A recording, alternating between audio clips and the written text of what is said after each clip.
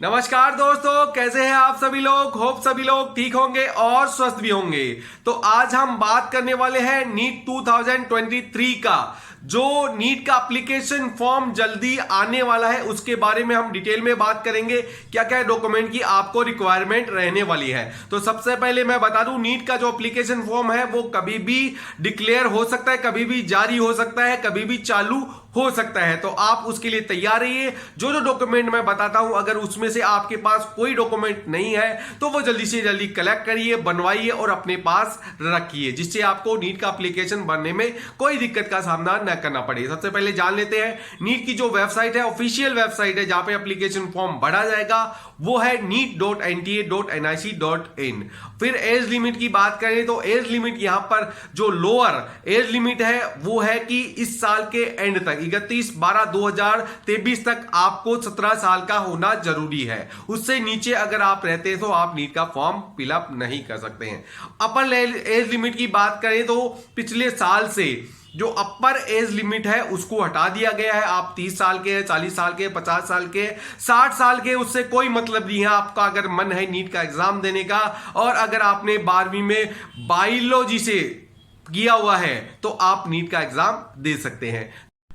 तो यहां पर जान लेते हैं नीट का जो एप्लीकेशन फॉर्म 2023 का आने वाला है उसमें कौन कौन से डॉक्यूमेंट की रिक्वायरमेंट रहने वाली है। सबसे पहले, अगर आपके पास वैलिड मोबाइल नंबर नहीं है, जो मोबाइल नंबर ऐसा चाहिए जो कि कम से कम 1 साल तक ऑन रहता हो। ऐसा नहीं हो कि आपने एप्लीकेशन फॉर्म भर दिया है और बाद में वो मोबाइल ऑफ हो जाए, मतलब उसकी सिम की वैलिडिटी खत्म हो जाए। तो ऐसा मोबाइल नहीं होना चाहिए। ऐसा मोबाइल नंबर दीजिएगा एप्लीकेशन फॉर्म में जो कि कंटिन्यू चालू रहता हो, क्योंकि हर डिटेल उसी पे आएगी। उसके बाद आपके पास अगर आप खुद का वैलिड ईमेल एड्रेस नहीं है तो आप जल्दी से जाइए और अपना ईमेल एड्रेस क्रिएट करिए। ईमेल एड्रेस के कोई चार्जेस नहीं होते, आप फ्री में वो क्रिएट कर सकते हैं। उसके बाद 10th और 12th की जो मार्कशीट है उसकी आपको रिक्वायरमेंट पढ़ने वाली है। अगर आप 12th में पढ़ रहे हैं तो आपको इसकी कोई रिक्वायरमेंट नहीं होगी, वहां पर आपको केवल रोल नंबर ही फिल करने होंगे जो भी आपको मिलते हैं तब। उसके बाद आपको आधार नंबर की जरूरत पड़ेगी। अगर आपका आधार कार्ड नहीं बना हुआ है तो वो भी आप बनवा लीजिए। उसके बाद आपको स्कैन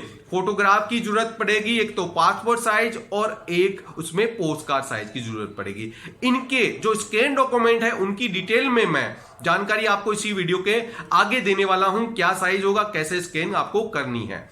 उसके बाद आपको स्कैन सिग्नेचर चाहिए, आपको लेफ्ट हैंड का थंब चाहिए। ये सब चीज की रिक्वायरमेंट आपको रहने वाली है। तो जैसा कि हम आपको बता रहे थे कई दिनों से कि हमारा मोबाइल एप्लीकेशन ऐप लॉन्च होने वाला है और वो हमने ऐप को लॉन्च कर दिया गया है और आप इस ऐप के माध्यम से बहुत अच्छे अच्छे कंटेंट आपको वहां पर मिलने वाले हैं। नीट की टेस्ट सीरीज, जेई की टेस्ट सीरीज, बाकी भी ऑल इंडिया में जितने भी एग्जाम लगने वाले हैं मोस्टली की वहां पर टेस्ट सीरीज, क्रैश कोर्स आपको अवेलेबल होने वाले हैं और ये क्वालिटी वाइज बहुत अच्छे टेस्ट रहेंगे और उनकी कॉस्टिंग भी हमने बहुत ही कम रखी है। 300 रुपए से टेस्ट सीरीज स्टार्ट होने वाली है। तो आप जितना टेस्टों की प्रैक्टिस करेंगे, अपने जो स्कोर है, नीट का स्कोर है चाहे जेई का स्कोर है, उसको इंप्रूव कर पाते हैं। जितने आप टेस्ट देंगे आपको अपनी गलतियों का पता चलता जाएगा और आप धीरे धीरे उनमें सुधार करते जाएंगे। तो आप हमारी मोबाइल एप्लीकेशन ऐप को डाउनलोड करिए और वहां से अच्छे अच्छे। उसके बाद जो नेक्स्ट डॉक्यूमेंट है वो है आपका कैटेगरी सर्टिफिकेट। अगर आप ओबीसी, ईडब्ल्यूएस, एससी, एसटी इन कैटेगरियों से रहने वाले हैं तो कैटेगरी सर्टिफिकेट की भी आपको जरूरत है। अगर आपने नहीं बनवा रखा है तो जल्दी से जल्दी उसको भी बनवा के रखिए। उसके अलावा आपको मूल निवास भी अपना बना के रखना है, डोमिसाइल सर्टिफिकेट। पीडब्ल्यूडी, अगर आप फिजिकली हैंडीकैप्ड है तो पीडब्ल्यूडी का भी सर्टिफिकेट आप बनवा के रख लीजिए और वो भी ऐसी जगह से जो कि एनटीए उसको वेरीफाई करता है। फिर आपको पेमेंट के लिए अपना क्रेडिट कार्ड, डेबिट कार्ड या नेट बैंकिंग या आप यूपीआई के माध्यम से ऑनलाइन पेमेंट कर सकते हैं। अगर आप एनआरआई है तो आपको एनआरआई सर्टिफिकेट की भी जरूरत पड़ेगी। अब मैं बता देता हूं स्कैन जो डॉक्यूमेंट है उनकी साइज वगैरह क्या रहने वाली है। सबसे पहले जान लेते हैं पासपोर्ट साइज जो फोटोग्राफ है वो उसकी क्या रिक्वायरमेंट है। सबसे पहले जान ले, वो लेटेस्ट होनी चाहिए, मतलब अभी की खिंची हुई होनी चाहिए। व्हाइट बैकग्राउंड की फोटो रहेगी तो वो सबसे अच्छा रहेगा। 80% फेस उस पर कवर रहना चाहिए। जो भी आप फोटो खिंचवाने जाए जहां से भी उसको आप बोलिएगा कि फोटो के अंदर 80% फेस दिखना चाहिए, मतलब फेस की क्वांटिटी ज्यादा दिखनी चाहिए, बाकी इससे की कम दिखनी चाहिए। तो ये आप हमेशा ध्यान रखें, क्लियर इमेज होनी चाहिए, अच्छे कैमरे से खिंची हुई होनी चाहिए। उसके अलावा फोटो के नीचे नाम, आपका नाम और आपकी डेट ऑफ फोटो, कब आपने किस डेट को फोटो खिंचाई है वो भी मेंशन करिए, वो बहुत अच्छा रहता है। फोटो की जो साइज रहने वाली है वो रहने वाली है 10 KB से 200 KB के बीच के अंदर।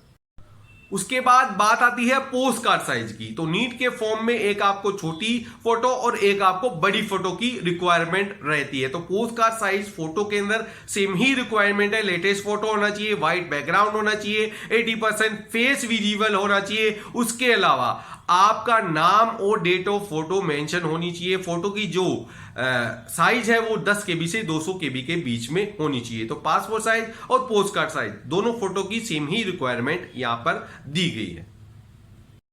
अब बात आती है सिग्नेचर की। तो सिग्नेचर, जब भी आप सिग्नेचर करें तो आपका जो पेपर है वो व्हाइट पेपर होना चाहिए और उसके ऊपर ब्लैक पेन या जो महीन मार्कर आता है उससे साइन होनी चाहिए, और सिग्नेचर कभी भी कैपिटल लेटर में नहीं होना चाहिए। उसके अलावा सिग्नेचर की जो साइज है वो 4 KB से 30 KB के बीच में होनी चाहिए।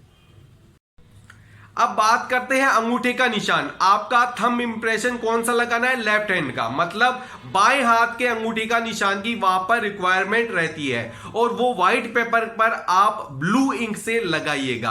अगर आपके जैसे फिजिकली हैंडीकैप वगैरह है तो आपके अगर लेफ्ट हैंड में कोई परेशानी है तो उन बच्चों को राइट हैंड की भी परमिशन दी गई है लगाने के लिए। बाकी बच्चों के लिए लेफ्ट हैंड आपके उल्टे हाथ का निशान होना चाहिए, लेफ्ट हैंड थंब इंप्रेशन, और उसकी साइज है 10 KB से 200 KB के बीच में, व्हाइट पेपर पर ब्लू इंक के माध्यम से।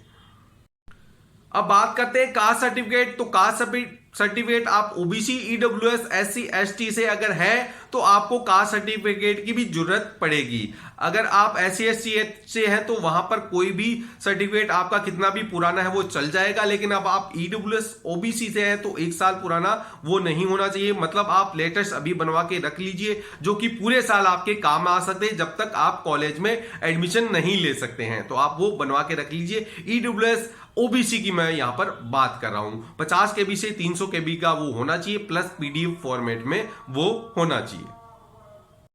अब बात करते हैं फिजिकली हैंडीकैप्ड की सर्टिफिकेट की। तो वो भी सेम ही तरीके का है। फिजिकली हैंडीकैप्ड का जो सर्टिफिकेट है वो ऑथोराइज, जहां आपको NTA अलाउ करता है वहां से बना होना चाहिए, और उसका 50 KB से 300 KB के बीच में होना चाहिए, और PDF उसकी फॉर्मेट में वो होना चाहिए। को लॉन्च कर दिया गया है, और आप इस ऐप के माध्यम से बहुत अच्छे अच्छे कंटेंट आपको वहां पर मिलने वाले हैं। नीट की टेस्ट सीरीज, जेई की टेस्ट सीरीज, बाकी भी ऑल इंडिया में जितने भी एग्जाम लगने वाले हैं मोस्टली की वहां पर टेस्ट सीरीज, क्रैश कोर्स आपको अवेलेबल होने वाले हैं, और ये क्वालिटी वाइज बहुत अच्छे टेस्ट रहेंगे, और उनकी कॉस्टिंग भी हमने बहुत ही कम रखी है। 300 रुपए से टेस्ट सीरीज स्टार्ट होने